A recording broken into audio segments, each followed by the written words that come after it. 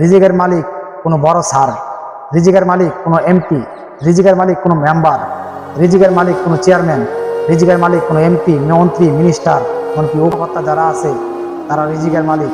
তাদের উদ্দেশ্যে কিছু কথা বলতে চাই। রিজিকের মালিক কখনো মানুষ হতে পারে না। রিজিকের মালিক শুধু একমাত্র আল্লাহ তাআলা। আল্লাহ ছাড়া অন্য কোনো মানুষকে রিজিক দিতে পারে না, সে রিজিকের দায়িত্ব নিতে পারে না।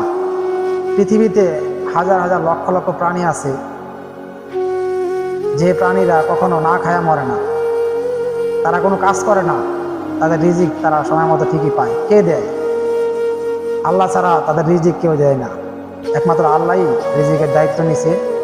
এমনকি আল্লাহ তাআলা প্রত্যেকটা প্রাণীকে সময় মতো তার রিজিক দিয়ে দেয়। তো তারা কোনো কাজ করে না, তারা কোনো কর্মস্থলে যায় না, কিছুই করে না, অথচ এত বড় বড় পেট তাদের ভরে যায়। আর আমরা মানুষ